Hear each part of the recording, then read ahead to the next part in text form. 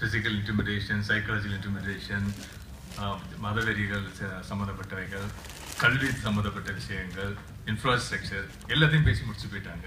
இப்போ எனக்கு என்ன தோணுது அப்படின்னா, ஒரு நன்றியும் வணக்கம் சொல்லிட்டு கீழே இறங்கிடலாம் தான் தோணுது. இருந்தாலும் இந்த மேடைக்கு இன்று ஒரு அவை நாகரிகம் இருக்கிறது.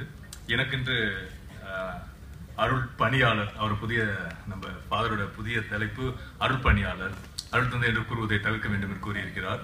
நமது அருள் பணியாளர் ஜெகத் காஸ்பல் ஐயா அவர்கள் கூறிய கட்டளைக்கு இணங்க இன்றைய சமுதாயத்தில் உள்ள பிரச்சனைகளை பேசுவதற்காக தமிழ் சமுதாயத்தில் என்னை அழைத்திருக்கிறார்கள். எனக்கு உண்மையான பிரச்சனை என்னன்னா, இந்த மேடையில 5வது ஏறினதுதான். 1வது போட்டிருந்தீங்கன்னா எனக்கு பிரச்சனை இருந்திருக்காது. எல்லா பாயிண்ட்களையும் அவங்க பேசிட்டு போயிட்டாங்க. ஆரம்பிப்பதற்கு முன்பு, இன்று உலக தாய்மொழி தினம். அதனால் ஆரம்பிக்கும் முன்பு என் தாய்மொழியாம் தமிழுக்கு வணக்கத்தை சொல்லிவிட்டு,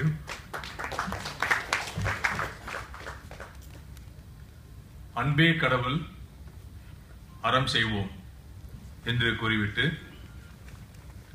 தாய்மொழி தமிழுக்கு வணக்கம் எதற்கு?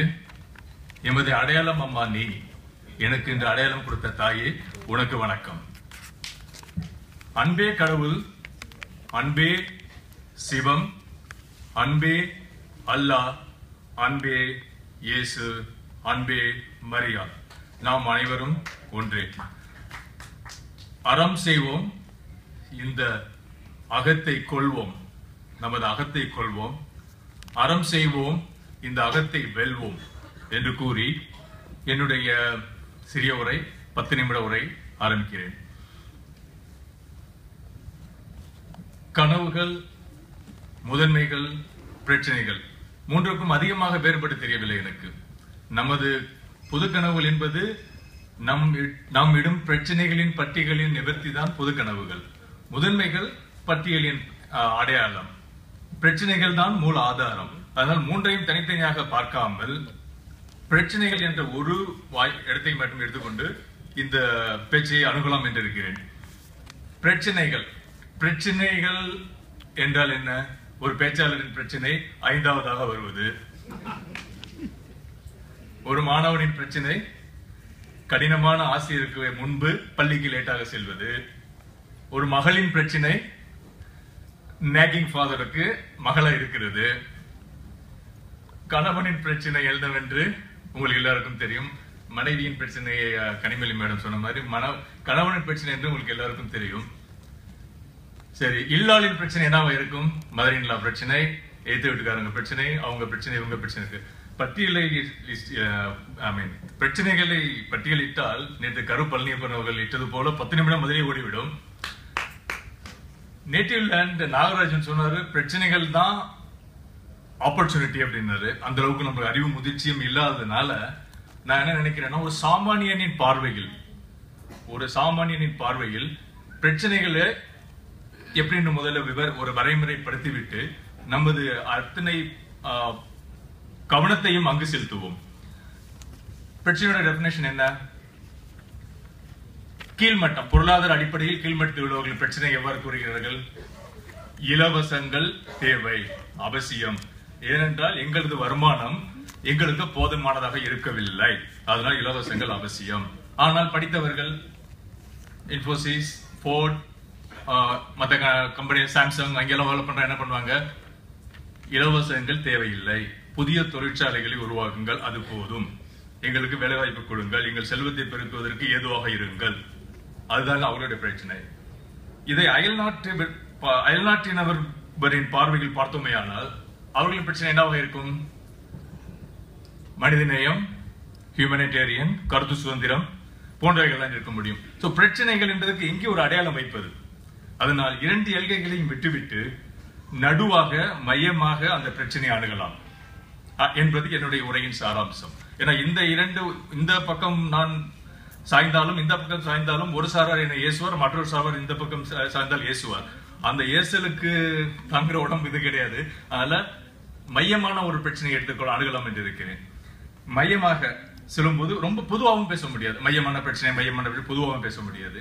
அது எப்படி நம்ம ஒரு குறிப்பாக பேச வேண்டும்? குறிப்பாக பேசுவது என்றால், சீன பழமொழி ஒன்று சொல்லுவாங்க, ஒருத்தருக்கு ஏதாச்சும் உதவி தேவைப்பட்டுச்சுன்னா மீன் பிடிக்கணும்னா மீன் பிடிக்க கற்றுக் கொடுக்காதீங்க, மீன் பிடிக்க கற்றுக் கொடுங்க அப்படிம்பாங்க.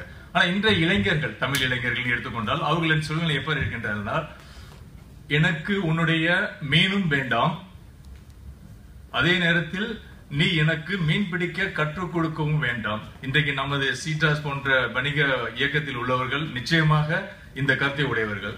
எனக்கு உன்னுடைய மீனும் வேண்டாம், எனக்கு மீன் பிடிக்க கற்றுக் கொடுக்கவும் வேண்டாம், ஆனால் எனக்கு இந்த சமுதாயம் மீன் பிடிக்க ஏதுவான கட்டமைப்பை உருவாக்கினால் எனக்கு மீன் பிடிக்க நானே கற்றுக்கொள்வேன் என்ற நிலையில் தான் இன்று சீட்டாஸ் போன்ற அமைப்பினுடைய தொழில் முனைவர்கள் இருக்கிறார்கள். எங்களுக்கு இலவசங்கள் வேண்டாம், எங்களுக்கு தொழில் முனைவதற்கு ஏதுவான கட்டமைப்புகளை உருவாக்கி கொடுங்கள், அது ஒன்று போதும். இதுதான் இன்றைய இளைஞர்களின் எதிர்பார்ப்புகள்.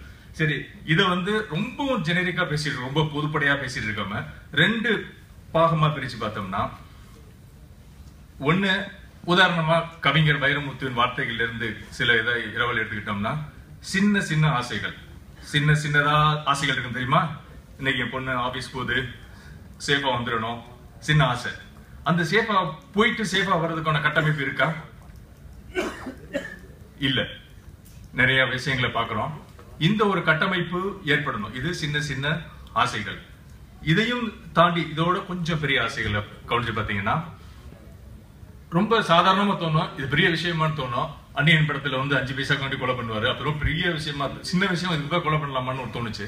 ஆனா அதோட சாராம்சத்தை கவனிச்சு பாத்தீங்கன்னா, இன்று நமது தாய்மார்கள், நமது சகோதரிகள், நமது பெண்மணிகள், நம்ம வீடு பெண்மணிகள் வீட்டிலிருந்து பள்ளிக்கோ கல்லூரிக்கோ வேலைக்கோ சென்று வீடு திரும்பும், ஷாப்பிங் மாலுக்கோ சென்று வீடு திரும்பும் போது கிட்டத்தட்ட 2-3 மணி நேரங்கள் 4 மணி நேரங்கள் ஆகும்போது போகும் வழிகளில் ஏதாவது பொது கழிப்பிடம் இருக்கின்றதா?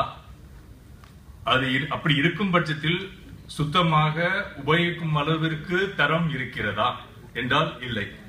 இது எவ்வளவு பெரிய கஷ்டம், ரொம்ப சாதாரண விஷயமா தோணும். எவ்வளவு பெரிய கஷ்டம்ன்றது ஒரு பிராக்டிகலா நீங்க பாத்தீங்கன்னா, நாங்க உணவகங்களுக்கு போகும்போது என்ன பண்ணுவோம் அப்படின்னம்னா, உணவகங்கள் போறது எங்க போனாலும் முதலில் நான் செல்லும் இடம் இதுவென்றால் அங்குள்ள கழிப்பிடம்.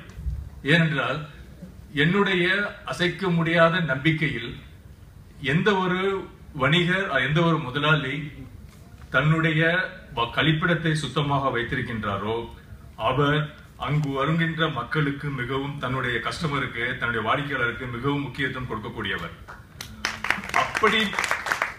அப்படி முக்கியம் கொடுக்கக்கூடியவர் நிச்சயமாக தரமான பொருட்களை அங்கு வைத்திருப்பார். அதனால் கண்ணை மூடிக்கொண்டு அந்த பொருட்களை வாங்கிவிடலாம். இது நாங்க ரொம்ப காலமா பிராக்டிக்கலாவே வழிபட்டு இருக்கிற விஷயம். எங்கே நாங்க போனாலும், முதல்ல எந்த உணவகம் போனாலும் சரி, எந்த ஷாப்பிங் மால் போனாலும், இன்னும் சொல்ல போனா நாங்க சென்னையிலிருந்து திருச்சி மதுரை போற நெடுஞ்சாலையில கூட ஒவ்வொரு தடவை போகும்போதும் அந்த உணவகங்கள்ல செல்லும் போது அந்த கழிப்பிடங்களை பரிசோதித்து நல்லா இருந்துச்சுன்னா கூகுள்ல மார்க் பண்ணிப்பேன் நான். சோ அடுத்த தடவை போகும்போது கூகுள் மேப்ல மார்க் பண்ணிப்போம். சோ அடுத்த தடவை போகும்போது இன்னும் 50 கிலோமீட்டர்ல நல்ல ஒரு கழிப்பிடம் உள்ள உணவகம் வரும், அது வரைக்கும் நம்ம பொறுத்துக்கலாம் அப்படின்ற ஒரு இது வரணுக்காண்டி. சோ இது என்னுடைய பார்வையில, என்னுடைய வீட்டு பெண்களின் பார்வையில முக்கியமா மிக மிக அத்தியாவசியமான தமிழ் சமுதாயத்தில் சார்ந்த எல்லோரும் கவனிக்க வேண்டிய, பாடுபட்டு செய்ய வேண்டிய ஒரு முக்கியமான விஷயம். முக்கியமா சீட்டாஸ் மாதிரி அமைப்புகள்லாம் இதுல ஒரு உறுதிமொழியாவே எடுத்துக்கலாம். என்னுடைய, உங்களுக்கு எல்லாம் தெரியும், நான் ஒரு ப்ராஜெக்ட் பண்ணிக்கிட்டு இருக்கேன், பண்ண போறேன். அந்த ப்ராஜெக்ட்ல இதுக்கு ரொம்ப முக்கியத்துவம் கொடுக்குறோம். ரொம்ப முக்கியத்துவம் அப்படின்னா இந்த கழிப்பிட வசதியிலிருந்து சுகாதார வசதியிலிருந்து எல்லாத்துக்கும் ரொம்ப முக்கியத்துவம் கொடுத்துதான் அந்த ப்ராஜெக்ட் நாங்க செய்யறோம். இது வைரமுத்துவின் பார்வைகள், சின்ன சின்ன சின்ன ஆசைகள். வள்ளுவன் ஐயாவை தொடாம இந்த மேடையில இருந்து இறங்குறது அவ்வளவு நல்ல காரியம் கிடையாது. அவருடைய பார்வையிலிருந்து பார்க்கும்போது அவர் சொன்ன ஒரு சின்ன ஒரு திருக்குறள் ரொம்ப ரொம்ப பிடிக்கும் எனக்கு. அவர் நிறைய சொன்னதுல ஒண்ணு பிடிக்கும், உள்ளுவதெல்லாம் உயர் உள்ளல் அப்படின்னு சொல்லியிருக்காரு இல்லையா, அது ரொம்ப பிடிக்கும். ஏன்னா எது திங்க் பண்ணாலும், திங்க் பேக் இன் இங்கிலீஷ்ல சொல்றாங்கல்ல, உள்ளுவதெல்லாம் எது வேணாலும் அதிகமான யோசனை பண்ணிக்க அப்படின்றது. இன்னைக்கு ஐயா பீட்டர் அல்பர்ட்ஸ் வராம இருந்தாங்கன்னா இன்னும் கொஞ்சம் அதிகமா பேசணும், அவர் மாதிரி பேசணும் அப்படின்றது ரொம்ப உனக்கு இந்த மாதிரி எனக்கு எண்ணங்கள் உண்டு. மெடல் ஏறும்போதே அவரை பார்த்தா ஏறினேன், சரி இன்னைக்கு அவர் கீழே இறங்கும்போது எனக்கு அவர் கை தட்டணும், அந்த அளவுக்கு நான் பேசணும். இது உயர்வல்லல். இப்ப முத்தமிழறிஞர் கலைஞர் வந்தாருன்னா அவர் என்ன நினைச்சிருப்பேன், அவர் என்ன கை தட்டணும், அவர் என்ன கீழே இருக்கும்போது நல்லா பேசினப்பான்னு சொல்லணும், உள்ளுவதெல்லாம் உயர்வுள்ளல். இதே சிந்தனைகளை பேசும்போது நாம் அடிப்படையில் ஒரு தொழில் சம்பந்தப்பட்ட துறையில் இருக்கிறதுனால சமுதாய சிந்தனைகள் பக்கமான ஆளூர் ஷானவாஸ் அளவுக்கு சமுதாய சிந்தனைகள் அதிகமா எனக்கு இன்னும் தாக்கம் வரல. இன்னைக்கு அவர் பேசிருக்கும் போது நினைச்சேன், நம்ம ஏதோ தவறு பண்றோமோ, பொருளாதார ரீதியாவே நிறைய சிந்திக்கிறோம், ஆனா நம்ம சமுதாய ரீதியாக அதிகமா சிந்திக்க தவறிட்டோமோ அப்படின்னு தோணுச்சு. அந்த குறைய நிவர்த்தி பண்ணதான் ஆரம்பிக்கும் போது சமுதாய சம்பந்தமா 2 மேட்டர்ஸ் தொட்டுட்டு என்னுடைய மனசுக்காக பொருளாதார ரீதியான சில விஷயங்களை பார்க்க போறேன். உள்ளுவதெல்லாம் உயர்வுள்ளல். 2 2 ஆ நான் ஒரு மெமரிக்காக வச்சிருக்குது. ஏற்கனவே எல்லாரும் தொட்டுட்ட விஷயம் கல்வி. அது ரொம்ப நான் கூடுதலா ரொம்ப டீட்டெயிலா போகல. கல்வியில எம்ப்ளாயபிலிட்டின்னு ஒரு ஆப்ஷன் இருக்குது. இன்னைக்கு கல்லூரியில படிச்சுட்டு வர தரங்களை பத்தி எல்லாம் பேசிட்டாங்க. அதை விட்டு வெளியே வரும்போது அவங்க எம்ப்ளாயபிளா வேலைக்கு உகந்தவராக இல்லை. அதற்கு சமுதாய கல்வி தரத்தின் தாக்கமும் ஒன்று, மாணவர்களின் மோட்டிவேஷன் இன்னொரு காரணம். இதுக்கு ஒரு தீர்வு இருக்கு அப்படின்னா தொழில் ரீதியான படிப்பு. தொழில் ரீதியான படிப்புன்னா ஜெர்மன் நாட்டில் ஒரு சிஸ்டம் இருக்குது. ஜெர்மனி சிஸ்டம் என்னன்னா டியூவல் எஜுகேஷன் சிஸ்டம். அவங்க என்ன செய்யறாங்க அப்படின்னா, இப்ப ஒரு கட்டிட தொழில் சம்பந்தமான ஒரு பொறியாளர் படிப்பு இருக்கு அப்படின்னா 60% அவருடைய கல்வி அறிவு வகுப்பறையில் இருந்து கிடைக்கும். 40% அவருடைய கல்வி அறிவு அவர் கன்ஸ்ட்ரக்ஷன் சைட்ல போய் வேலை பார்க்கணும், அங்கேதான் கிடைக்கும். இந்த 60-40 எப்படி அவங்க பகிர்ந்து கொடுக்கறாங்க அப்படின்னா, வாரத்துல முதல் 3 நாட்கள் வகுப்பறையில் இருந்து நீங்க பாடங்களை கத்துக்கணும். 2 நாட்கள் உங்களை ஒரு தொழில்துறையில உங்களை சேர்த்துருவாங்க. அந்த தொழில்துறையின் பொறுப்பு உங்களுக்கு தேவையான அவங்க அந்த காலகட்டத்துக்கு அந்த கட்டத்துல காத்துக்கிட்டு இருக்க கல்விக்கு சம்பந்தமான தொழில்துறையில அவங்களை எக்ஸ்போஸ் பண்ண வேண்டியது இந்த கம்பெனியுடைய பொறுப்பு. இங்கே அரசாங்கமும் தொழில்துறையும் சேர்ந்து வேலை பார்த்து இந்த மாணவன் 4 வருடமோ 5 வருடமோ பள்ளி படிப்பை முடித்து வெளியே வரும்போது இந்த தனியார் நிறுவனத்திற்கு முழு சொத்தாக கிடைக்கிறான். நமது நாட்டில் கிடைக்கும் போது ரா மெட்டீரியலாக கிடைக்கிறது இல்லை, முழு சொத்தா கிடைக்கிறான். டே 1லயே அவன் அந்த கம்பெனிக்கு ஒரு உருப்படியான ஒரு சொத்தா கிடைக்கிறான். அந்த மாதிரி ஒரு டியூவல் எஜுகேஷன் சிஸ்டம் இங்க வந்துதான்னா, ஐயா ஃபியூச்சர் ஃபண்ட்ஸ் ஐயா மாதிரிலாம் நீங்க எடுத்துக்கொண்டு போயிட்டு செய்யணும். Dual education system practical approach வந்தது அப்படின்னா நிச்சயமாக நம்ம சொல்றோம் இல்லையா, எம்ப்ளாயபிலிட்டி ஃபேக்டர், அது நிச்சயமா அட்ரஸ் ஆகும். ஐயா திருச்சி சிவா ஐயா வணக்கம்.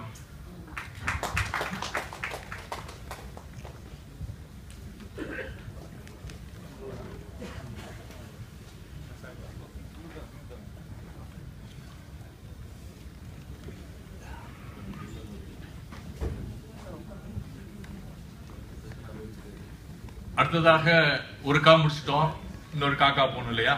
இன்னொரு காக்கா கட்டமைப்பு.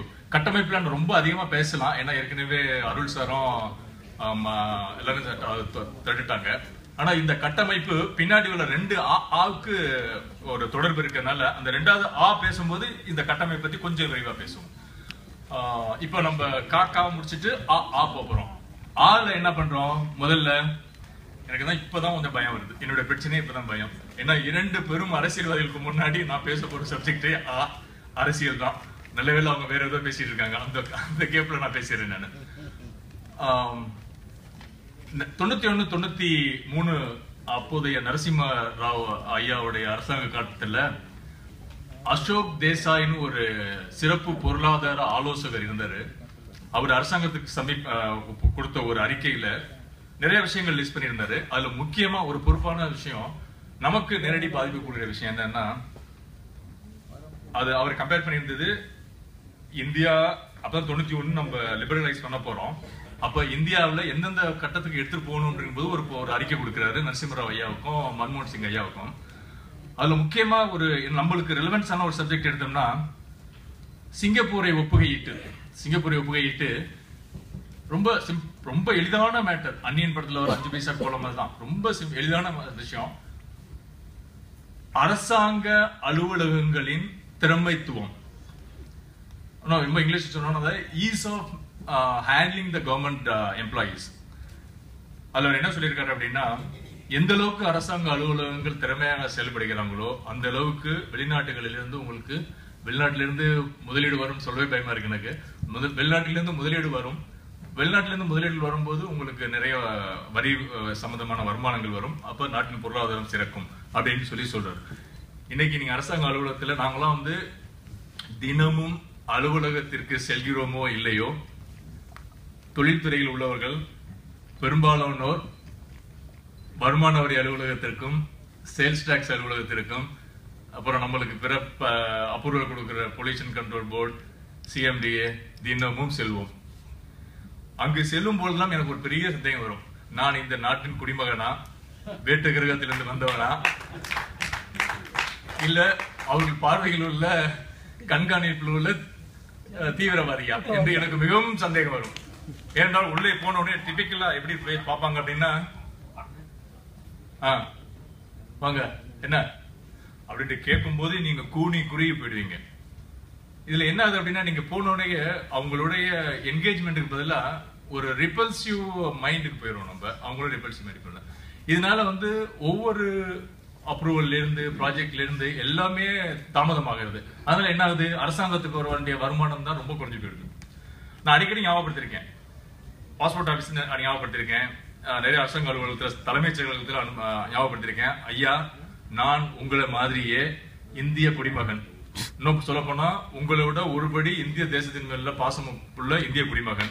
ஏன்னா நீங்க வந்து வெளிநாட்டுக்காரன் மாதிரி நீங்க நடத்துறது நல்லா இல்லைங்க அப்படின்னு சொல்லியிருக்கேன். உண்மையாவே சொல்லியிருக்கேன், பல முறை சொல்லியிருக்கேன் நான். ஏன்னா அடிக்கடி அவங்க ஞாபகப்படுத்தினதுக்கு நம்ம வந்து இந்த நாட்டை சேர்ந்தவர்கள், அவர்கள் அங்கு உட்கார்ந்து இருப்பது நமக்கு சேவை செய்ய என்பதற்காக மறந்து விடுகிறவர்கள். அதை அடிக்கடி ஞாபகப்படுத்த வேண்டியது இருக்கிறது. இப்ப இதுல இருந்து அடுத்து இந்த ஒரு ஆவம் முடிச்சிட்டோம் இல்லையா, அடுத்த போகும்போது ஐயா சிவா அவர்களும் ஐயா பீட்டர் அல்பன்ஸ் அவர்களும் சற்றே கொஞ்சம் பொறுத்தருள வேண்டிய ஒரு விஷயம்.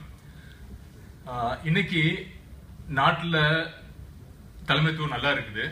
நல்ல தலைமைத்துவம் உள்ளவங்களுக்கு வாய்ப்புகள் கிடைக்கலன்னா சொல்லணும். வாய்ப்புகள் கிடைத்த தலைமைத்துவங்கள்ல தொலைப்பார்வை இல்லையோன்ற சந்தேகம் அடிக்கடி வந்துருது. எல்லாருக்கும் எங்களுக்கு எல்லாம் வருது. தொலைப்பார்வை இல்லை என்ற சந்தேகம் அடிக்கடி வந்துருது. அடுத்த தலைப்பு, அடுத்த எதை சொல்ல போறவங்களுக்கு தெரியுது இல்லையா, அரசியல் தலைமைத்துவத்தின் தொலைப்பார்வை. நீங்களாம் ஒரு வினா அப்படின்னு எடுத்துட்டா கூட கடைசியா தமிழ்நாட்டில் உள்ள தொழில் குழுமங்கள் பேரை சட்டால்னு சொல்ல முடியுமா? பாஷா அப்படி இல்ல, டக்குன்னு முருகப்பா, டிவிஎஸ் சொல்லிட்டே இருங்க பார்க்கலாம். சக்தி தொழில் நான் சொல்றது, அதனால வந்து ஒரு பொருள் ப்ரொடியூஸ் ஆகி மக்களுக்கு ஒரு ஆதாயங்கள் பேச என்டர்டைன்மெண்ட் ரிலேட்டடா வேணாம், ஒரு நாளுன்னு சொல்லிடலாம். ராம்கோ இதெல்லாம் ஒரு 4 அசோக்ல வச்சுக்கலாம். இதெல்லாம் எப்ப உருவானது, எந்த வருஷத்துல? 50 வருஷமா என்ன பண்றோம்? தூங்கிட்டு வார்த்தை தவறு. 50 வருஷம் என்ன பண்றோம்? நான் ஆரம்பத்திலே சொன்னேன் இல்லையா, சீட்டாசிஸ் மாதிரி இயக்கங்களுடைய ஆதங்கம் என்ன? எனக்கு நீ தொழிலுக்கு முதலீடு தர வேண்டாம், தொழில் தேவையான தொழில்நுட்பங்களை தர வேண்டாம். எனக்கு என்ன தேவை? எனக்கு தொழிலை நிதானமாக செய்யக்கூடிய அளவிற்கு கட்டமைப்புகளை உருவாக்கி கொடுங்கள். கடந்த 40, 50, 60 வருடங்கள் எத்தனை வருடம் தெரியல எனக்கு, ஏன்னா எந்த ஒரு சாரரையும் குறை சொல்வது தவறு. அதுக்கு உண்டான காலகட்டங்கள் நடைபெறவில்லை. நான் சொல்வதெல்லாம் பெரிய குழுமங்கள், சிறு சிறு தொழில் வர்த்தகங்கள் நிறைய நடக்கின்றன, பெரிய குழுமங்கள் ஒன்றுமே இல்லை. நம்ம தமிழ்நாட்டில் மட்டும் அப்படி இல்லையா? அண்டை மாநிலத்தில் பாருங்க, நிறைய, ஆந்திர பிரதேசல மெயின்லி நிறைய இருக்கு. ஜிவிகே, ஜிஎம்ஆர், ஐவிஆர், நீங்க என்ன இன்ஃப்ராஸ்ட்ரக்சர் ப்ராஜெக்ட்ஸ் பாருங்க, அவங்க தான் நம்பர் 1. தமிழ்நாட்டில் நடக்கிற நீங்க நெடுஞ்சாலையில பயணித்து பாருங்க, தமிழ்நாட்டை சேர்ந்த தமிழ் சமுதாயத்தை சேர்ந்த யாருமே எடுக்க முடியாதா? யோசனை பண்ணி பாருங்க. அப்படியும் எடுக்க கூடாது சார், அதுவும் தவறு. நம்ம வந்து இன்னொன்னு, நான் ரொம்ப நல்ல வேலை நீங்க கேள்வி கேட்கறீங்க, எனக்கு ரொம்ப இன்டராக்ட் பண்ண ரொம்ப நல்லா இருக்குது சார். இல்ல அப்படிலாம் சொல்ல சார், நான் அப்படி சொல்ல விரும்பல. நீங்க வந்து எந்த சாராரையும் பழி சொல்வது தவறு. அன்றைய காலகட்டத்தில் எந்த முடிவெடுக்கனுடைய வியாக்கியானம் என்ன தெரியுமா உங்களுக்கு? இன்னைக்கு நான் என்ன பேசுறேன்னா, இந்த நிமிஷத்துல எனக்கு எது நியாயம்னு தோணுதோ அதை மட்டும்தான் நான் பேசுறேன். இதுதான் என்னோட முடிவின் வியாக்கியானம். நான் இறனுக்கு அப்புறம் தவறுன்னு தெரிஞ்சுதான் திருத்த முடியாது இல்லையா? 40 வருஷமோ 50 வருஷமோ நடந்த அரசியல் வாழ்க்கைகளின் தாக்கங்களை பார்த்தீங்கன்னா, சமூக நீதியின் அடிப்படையில் போராடினோம். சமூக நீதியை முன்கூட்டி வைத்து போராட்டினால் நம்ம தலைவர்களின் நோக்கம் தாக்கம் எல்லாமே சமூக நீதியின் அடிப்படையில இருந்தது. அந்த காலகட்டத்தில் அவசியம். அதனாலதான் இன்னைக்கு நான் இங்க இருந்து துண்டை போட்டுட்டு பேச முடியுது இல்லையா? அதுக்கு கடந்த 40-50 வருடம் உதவி இருக்குது. ஆனா இன்னைக்கு நம்ம இங்க இருந்து போகக்கூடிய காலகட்டத்தை பத்தி பேசும்போது தொழில் சம்பந்தமான தொழில் ரீதியான வாய்ப்புகள் உருவாக்கி கொடுங்க. நீங்க எங்களுக்கு பணம் கொடுக்க வேணாம், தொழில்நுட்பத்தை கொடுக்க வேணாம், எங்களுக்கு உண்டான கட்டமைப்புகளை உருவாக்கி கொடுங்க, சீக்கிரமா செஞ்சு கொடுங்க. இன்னைக்கு ஆந்திர பிரதேசல வந்து சந்திரபாபு நாயுடு முதலமைச்சர் ஆயிருக்காரு. அவர் ஒரு அருமையான ஒரு திட்டம் ஒன்று கொண்டு வந்திருக்காரு. 21 நாட்களில் அப்ரூவல் கொடுக்கவில்லை என்றால் நீங்க எந்த கோரிக்கை எனக்கு முன்வைத்தீர்களோ அந்த கோரிக்கை தானாகவே அளிக்கப்பட்டதாக நீங்கள் எடுத்துக்கொள்ளலாம் என்று ஜீவோ போட்டிருக்காங்க.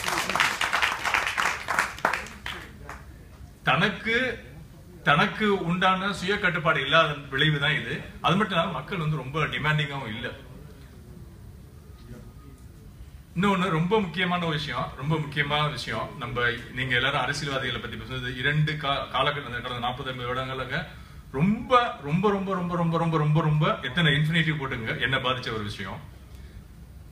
வள்ளுவர் ஒரு பாட்டு கவிதை குறள் எழுதியிருந்தார் இல்லையா? எப்பொருள் அதெல்லாம் தெரியும், அதை ரிப்பீட் பண்ண வேணாம். இன்னைக்கு அவர் இருந்தா என்ன எழுதிப்பாரு நினைக்கிறீங்க? நானே சொல்லிடுறேன். எத்திட்டம் யார் யார் கொண்டுணரும், அத்திட்டம் மெய்ப்பட விளைவது அறிவு.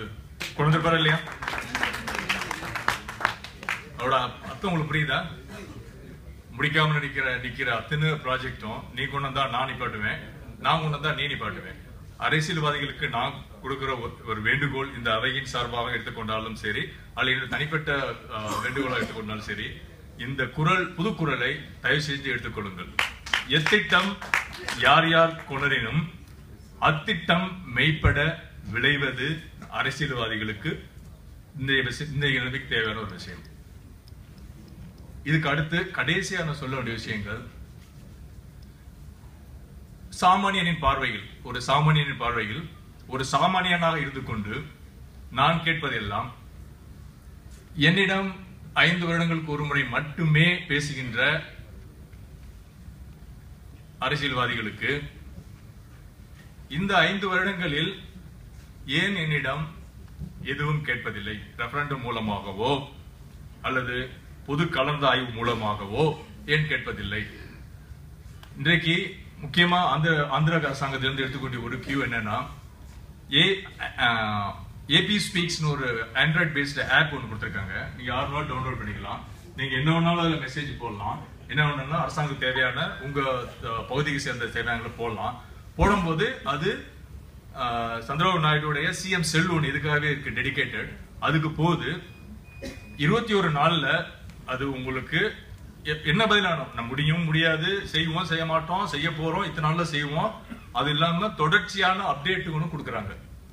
இது நம்ம சாத்தியமே இல்லையா தமிழ்நாட்டுல? இல்லைங்கிறீங்களா? ஆமாண்ணா உண்டா இல்லையா? 100% சாத்தியம். செய்ய முடியும். மனசு வேணும். முடிக்கும் போது எங்களோட உணர்வுகள் எப்படி இருக்கும்? கடைசியா நான் சொல்லிக்க விரும்புறது, சார்னாவா சொன்னதுல நெகட்டிவான விஷயங்கள் சொன்னாரு ஃபேஸ்புக் ட்விட்டர்ல. பாசிட்டிவான ஒரு விஷயம் என்ன அப்படின்னா, இன்னைக்கு நான் நினைக்கிறத நீங்க நினைக்கிறத அடுத்த செகண்ட் ஒரு 3 மில்லியன் 4 மில்லியன் பீப்புளுக்கு ரீச் பண்ண முடியும். இன்றைய சமுதாயம், இன்றைய காலகட்டத்தில் இன்று உள்ள வாக்கு வங்கிகள் என்னுடைய தந்தையை போலவோ என்னுடைய மூதாதையர் போல வாக்கு வங்கிகள் அல்ல. இன்னைக்கு எங்களுக்கு தேவை instant. We are living in Twitter, Facebook and the YouTube era. We want the result immediately. We do not want to wait for 5 long years. அடுத்த 5 வருஷத்துல எனக்கு வயசாயிடும், முடியாம போயிடும், அடுத்த ஜெனரேஷன் ஒரு 5 வருஷமா எழுந்துட்டு இருக்கு, விரும்பல, தயாரா இல்ல. தலைநகர் டெல்லியில் நடந்த தேர்தல் முடிவுகளை இன்றைக்கு ஒரு செய்தியாக உள்வாங்கி மக்களும் சரி, அரசாங்கம் சரி, அரசியல்வாதிகளும் ஏற்றுக்கொள்வார்களே ஆனால் தமிழ் சமுதாயத்தின் கனவுகள் மெய்ப்படும். நம்ம கனவுகளை முதன்மைப்படுத்தவும் முடியும். பிரச்சனைகள் இல்லாத தமிழ் சமுதாயத்தை 20 வருடங்களில் உருவாக்கிக் கொள்ளலாம் என்று கூறி வாய்ப்பளித்தமைக்கு ரொம்ப நன்றி. எனக்கு கிட்டத்தட்ட 49 வயசு ஆயிடுச்சு. ஃபாதர் 1 வருஷம் தான் கொடுத்திருக்காரு எனக்கு. அதனால ஃபாதருக்கு ரொம்ப நன்றி.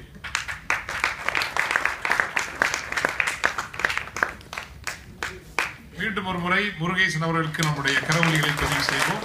காத்திரமான கருத்துக்கள்.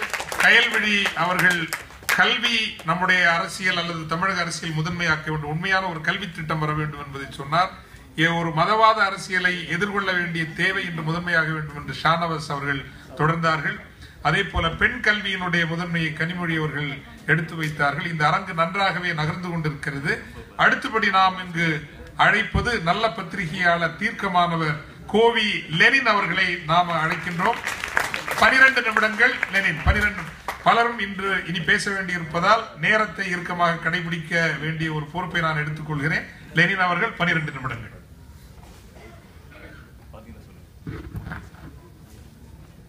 சங்கம் 4 குழுமி இருக்கின்ற அனைவருக்கும் வணக்கம்.